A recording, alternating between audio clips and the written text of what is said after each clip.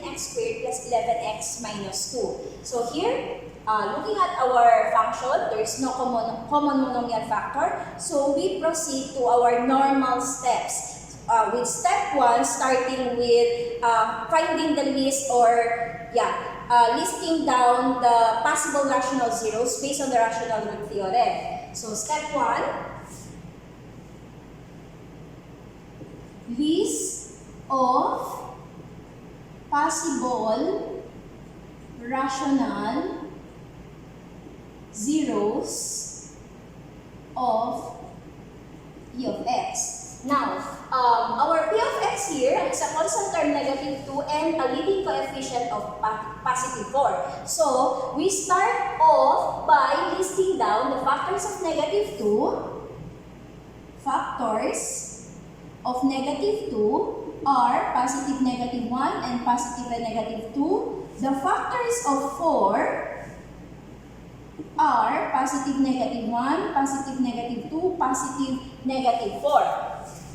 Now, the list of possible rational zeros of p of x, again, based on the rational root theorem. First, we get the factors of negative 2, divide it by the first factor of 4, which is 1, so we get positive negative 1 and positive negative 2. Next, for the next set of possible rational zeros, again, we divide the factors of negative 2 by the second factor.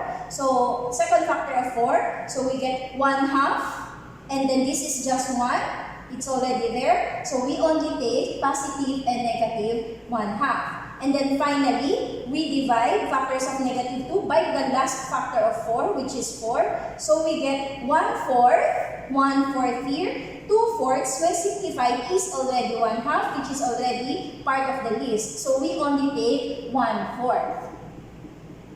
So, from our list of possible rational zeros, we have 8 numbers or 8 possible rational zeros of p of x. Then, we proceed to step 2. Now, our step 2, from our list of possible rational zeros, we find one zero that satisfies the equation p of x equals 0. And we see that p of 1, which is 4 times 1 cubed minus 13 times 1 squared plus 11 times 1 minus 2 is actually equal to 0. So from this, and using the factor theorem, we see that x minus 1 is a factor, one of the factors of p of x. Then we proceed to step 3. Again, step 3, that is synthetic division, dividing the p of x by the factor we got as a result of step 2. Here we have x minus 1, so that means our c is 1. And then we write the dividend in descending powers of x, standard form. It is already in standard form with no missing terms, so we just list down the coefficients of p of x, starting with 4, negative 13, 11, and negative 2. Dividing this using synthetic division, so bring down 4, multiply it with 1, add with negative 13, that gives us negative 9. Multiply with 1, we get negative 9. Add with 11, we get 2. Multiply with 1, we get 2. And of course, remainder is 0. Writing this using the division algorithm, we have p of x equals the first factor taken from step 2, which is x minus 1, times the quotient. So here, cubic function, therefore quotient should be quadratic. So 4x squared minus 9x plus 2. 4x squared minus 9x plus 2. So now here, as a result of step 3, we get now the factored form of p of x with 2 factors, where one of the factors is still a quadratic expression. Hence, we are not yet done. So we will try to factorize 4x squared minus 9x plus 2 further. And we proceed to, now, 4x squared minus 9x plus 2, even if it's just a quadratic expression, you may not be that familiar familiar in factoring quadratic expression where the leading coefficient is greater than 1, in this case is 4. So, it is a more complicated process as compared to factoring quadratic expressions where the leading coefficient is just 1. So, here, you can just proceed to step 4, repeating the steps 1, 2, 3, this time using 4x squared minus 9x plus 2 as our dividend. So, we proceed to step 4. Step 4 is a repetition of step 1, 2, 3. So, therefore, we list again, list of possible rational zeros of this type 4x squared minus 9x plus 2. And the list are here. So we have to get factors of 2 here. Factors of 2 are positive negative 1 and positive negative 2. Factors of 4 are 1, 2, and 4. Applying the same process, the list of possible rational zeros of 4x squared minus 9x plus 2 are positive negative 1, positive negative 2, positive negative 1 half, and positive and negative 1/4. Now, from this new list of possible rational zeros, we will apply the remainder theorem and the factor theorem to find 1 zero of 4x squared minus 9x plus 2. And that should be our step 5. And we see that after doing some calculations, we see that P of 2, 4 times 2 squared minus 9 times 2 plus 2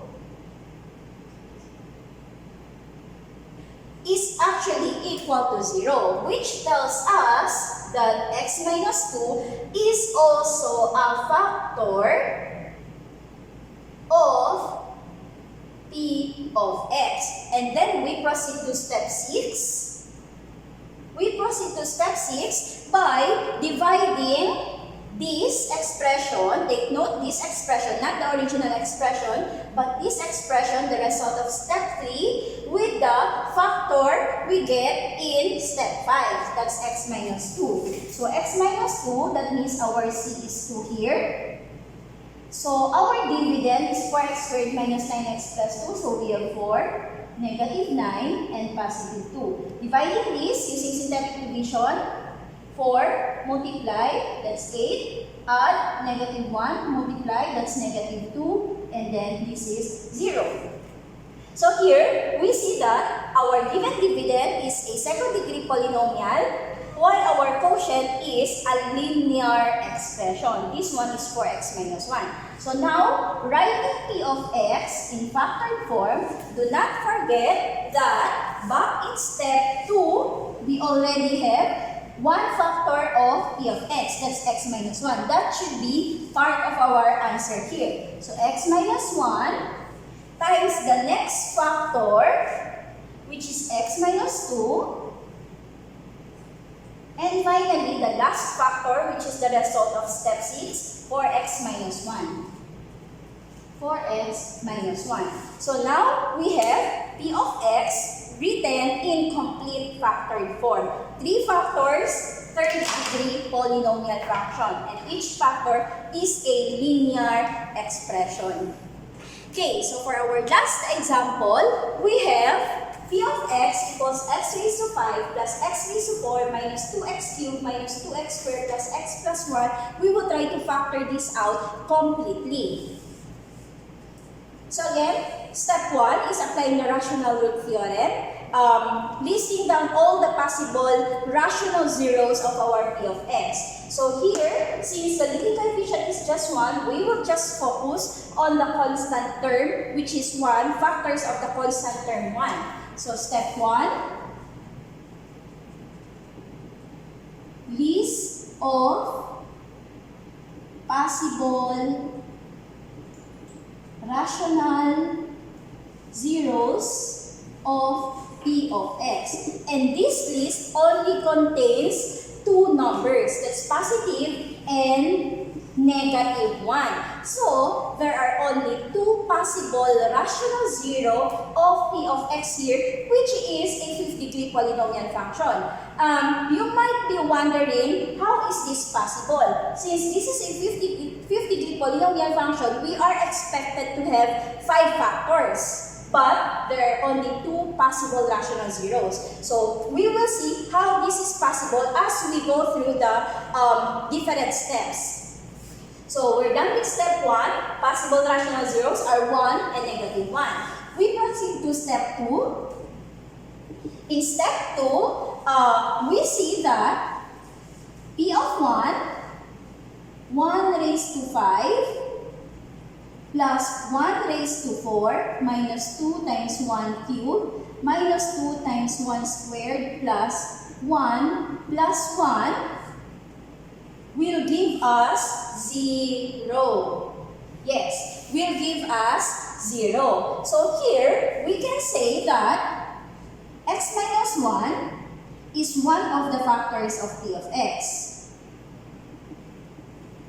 So we proceed to step 3. Dividing using synthetic division. So that's 1 here. And then p of x, the coefficients, 1, 1, negative 2, negative 2, 1, and lastly 1. So bring down 1, multiply, 1, add 2, multiply, 2, add 0, multiply, 0, add negative 2, multiply negative 2, add negative 1, multiply negative 1, add 0. So, 5th-degree polynomial function, this should be a 4th-degree polynomial function. So, p of x is the first factor, which is x minus 1. And the second factor, which is the result of step 3, this should be a 4th-degree function. So, x raised to 4 plus 2x cubed. We skip with 0x squared, so we proceed to 2x, and then minus 1. So here we already have p of x as a factor, written in factored form with two factors where one of the factors is still a 4th-degree polynomial function. Hence, we have to factorize this further. So, what we do is, we repeat steps 1, 2, and 3. Starting with step 1. That will be our step 4 here. Step 4 is repeating step 1. List of possible rational zeros of this time of this quotient. X raised to 4 plus 2x cubed minus 2x minus 1. And we see here that we only need to get the factors of negative 1, which are positive and negative 1. Same possible rational zeros as to the original function. So we proceed to step 5. Step 5, from this list of possible rational zeros, we see that again, p of 1 raised to 4 plus 2 times 1 cubed minus 2 times 1 minus 1 is again 0, which tells us that x minus 1 again is a factor of p of x. Then we proceed to step 6. Step 6 is dividing the new quotient, this one, by the factor we get from step 5. So x minus 1, this is 1 again here. Now, you have to be careful because the quotient here, which is written in standard form, but there is a missing term here for x squared. So do not forget to replace that coefficient by 0. So we have 1 coefficient of x raised to 4, and then 2 followed by 0, then negative 2, then negative 1. Again, why do we have a 0 here? Because in this expression, we have a missing term for x squared, and that should be replaced by 0. So we proceed Bring down 1, multiply, add, multiply, add, multiply, add, multiply, 0. So, 4th degree, then this should be a 3rd degree expression. Now, in writing our P of x, do not forget that we already have the first factor here taken from step 2. So, we write this first, x minus 1, followed by the second factor, which is again x minus 1, and the quotient, which is a 3rd degree polynomial. So, that should be x cubed plus 3x squared plus 3x plus 1. Or, we can write this as x minus 1 squared. Since they are just the same, we can just simplify this by writing it as x minus 1 squared followed by x cubed plus 3x squared plus 3x plus 1. Now, you see that we are not yet done because we still have a cubic expression. That means we repeat the steps 1 to 3 again, this time focusing on the new quotient, the cubic expression. So, this is now our step 7, which is step 7, list of possible rational zeros of P of x.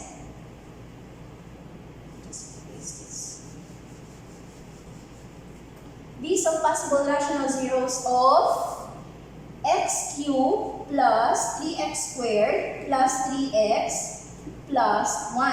And that is still positive and negative 1. Then, we proceed to step 8. This time, from the list of possible rational zeros, find which of them is a zero of this expression. And we see that negative 1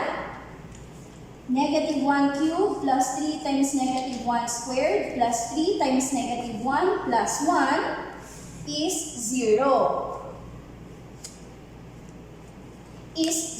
That means, from this, we say that x plus 1 is a factor of P of x. Then we proceed to step 9.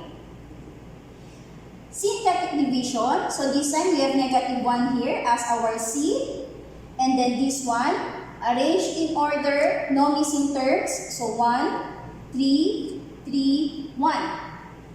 We divide synthetic division. So bring down 1, multiply, add, multiply, add, multiply, and 0. So here, this is example 5. Here, we get a 2nd degree function since the quotient we use is a 3rd degree function. So, in writing our answer here, we start off with the factors we got from the earlier step. So, that's x minus 1 squared. And then the new factor, x plus 1. And the new quotient, which is a 2nd degree expression, x squared plus 2x plus 1. There. And finally, we repeat the steps 1 to 3. This time, we will be using x squared plus 2x plus 1. So this is now step 10. This is just basically repeating the steps 1 to 3. Find the list of possible rational zeros, apply the factor theorem, divide by synthetic division. And then if it's not yet a linear expression, or if the factors are, if not all factors are in linear expression, we repeat the process. So step 10 this time, list of possible rational zeros, this time of the quadratic expression, x squared plus 2x plus 1. And we see that the possible rational zeros again are still positive 1 and negative 1.